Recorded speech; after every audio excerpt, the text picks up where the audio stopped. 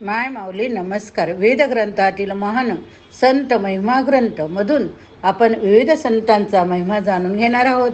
त्यातील एक श्री संत जनाबाई महिमा भाग 9. काम करीतो पांडुरंग अभिवाचनात आपण ऐकूया. एकदा जनाबाईने आंघोळीसाठी कडक पाणी काढून घेतले. लगेच ती आंघोळीला बसली. विसण्यासाठी गार पाणी घ्यायला ती विसरली. आता काय करावे अशा विचारात असतानाच देव स्वतः आले घागर घेऊन. गार पाणी आणलं. विसान ओतून पाणी हवं तेवढंच गार केलं. मग स्वतः तिचे केस धुवून दिले. कसा कसा पाठ चोळून दिली. ती गरम पाण्याने शेकून दिली. अशी तिच्यावर देवाची माया. या मायेची अपूर्वाई ती आपल्या शब्दात काय सांगते बघा ओवीतून. तुळशीचे वनी जनी उकलित वेणी, हाती घेऊन या पाणी डोई चोळे चक्रपाणी, माझे जनिल नाही कोणी म्हणून देव घाली पाणी, जनी सांगे सर्व लोका नाव घाली माझा सका. जनाबाई कुठलंही काम करत असू द्या हो, ती शिनली. तिला त्रास होऊ लागला की ते काम करण्यासाठी पांडुरंग धावलाच म्हणून समजा. थकवा आला की जनी पांडुरंगाला म्हणायची, शेनल्या बाया आता येऊन्या लावी हाता. मग देव मदतीला धावायचे हो. जनीने झाडले. देव कचरा भरायचे, लांब टाकून यायचे. देव तिच्याबरोबर रानात जायचे. शेणा गोळ्या करायचे तर देव त्या पोत्यात भरायचे. येताना जनाला पोत्याचे ओझे झाले तर देव पोते स्वतः पाठीवर घ्यायचे, ते घरी आणायचे. असेच एकदा जनाबाई साळी कांडायला लागले. लगेच ती विठ्ठलाने उखळ झाडले. जनीबरोबर मुसळ धरून मुसळाचे घाव घालू लागला. साळी कांडताना देव खूप थकला. तो घामेघूम झाला. त्या घामाने देवाचा पितांबर ओला चिंब झाला. पण देवाचं काम सुरूच. देवानं सूप घेऊन तांदूळ पाखडले, कोंडा कणी वेगळी केली. काही वेळाने जनी देवाच्या हाताकडे पाहिले तर हाताला टरारून फोड आलेले. ते पाहून तिने देवाला मुसळ सोडून काम बंद करण्यास सांगितले. या प्रसंगाचं वर्णन जनाबाई आपल्या शब्दात करते. काय करते ते आपण ऐकूया. साडी कांडावयास काढी चक्रपाणी उकळ झाडी, कांडिता कांडिता शिन झाला पंढरीनाथा, पायी पैंजन आती कडी कोंडा पाखडून काढी, हाता आला से फोड जनी म्हणे मुसळ सोड. पावसाळ्याचे दिवस होते. मुसळधार पाऊस आणि त्याबरोबर सोसाट्याचा वारा वाहू लागला. गावात खूप नुकसान होऊ लागलं. झाडं उन्मळून पडू लागली. घराचे पत्रे कौले उडून जाऊ लागले. वासे मोडून भिंती ढासळू लागल्या. रात्रीची वेळ, सर्व झोपलेले. नामदेवाच्या घरावरचे कौले उडाली. वासे मोडले, भिंत ढासळली. सर्व झोपलेले. जनाबाई जागी. तिनं निसर्गाचं रौद्र रूप पाहिलं. भयानता तिच्या लक्षात आली. तिनं पंढरी राहायला धावा केला. काय धावा केला? लगेच धावून आले देव. त्यांनी वासे उभे केले. भिंत ताबडतोब बांधून काढली. कौल साकारून दिले. थकून येऊन दारात उभे राहिले. तेवढ्यात नामदेव जागे झाले. दार उघडून पाहता तो दारात साक्षात श्री विठ्ठल. नामदेवाने देवाच्या चरणावर डोके ठेवले, पण जनाबाईने देवाचे पाय दाबून दिले. या प्रसंगाचे वर्णन जनाबाई स्वतः करतात आपल्या शब्दात. आपण आता ते ऐकूया.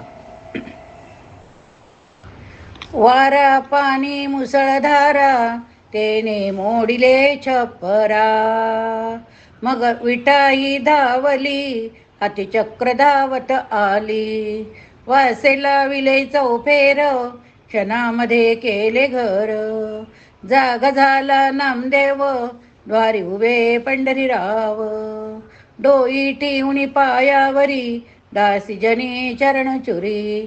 अशा प्रकारे जनाबाईच्या श्रद्धेला देव नेहमी धावून येत असतोय.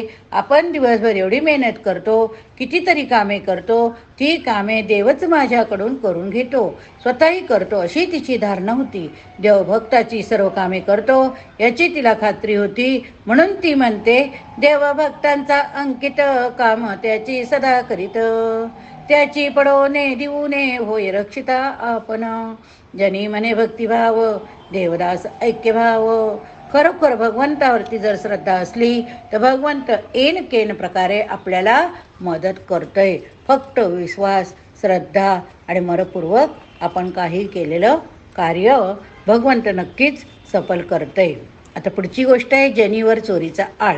लहानपणापासूनच जनाबाईला आईवडिलांकडून विठ्ठल भक्तीची शिदोरी मिळाली होती.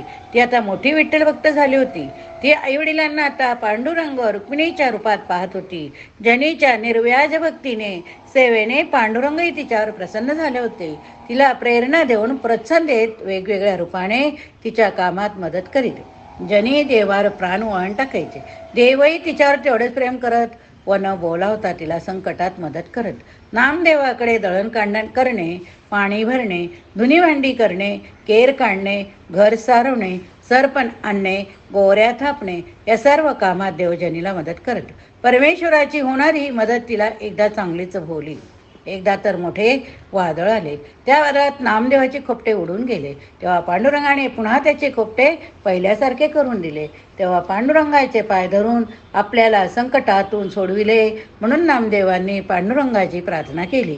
याच नामदेवाचे दासीपण मिरवल्यामुळेच आपल्याला श्री विठ्ठल भेटला.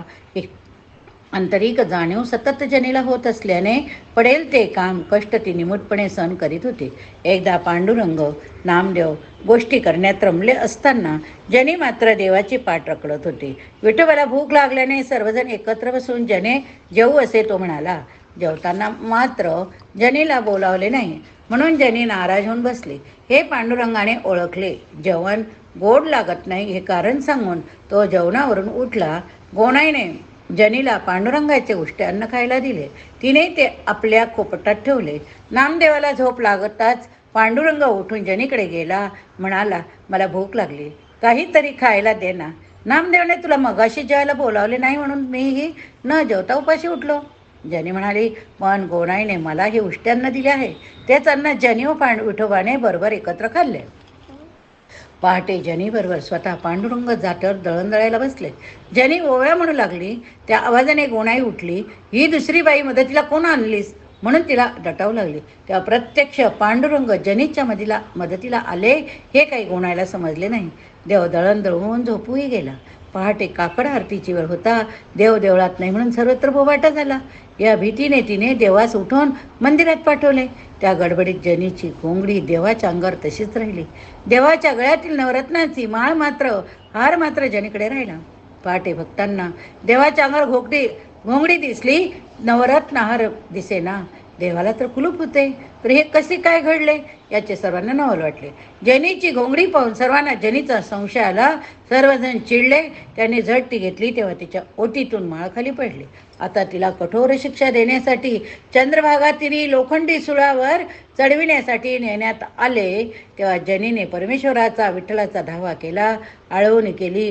तेव्हा त्या लोखंडाच्या शिव्याचे पाण्यात रूपांतर झाले. या ठिकाणी गोष्ट संपली. पुढील कथा आपण पुढच्या भागात बघूया.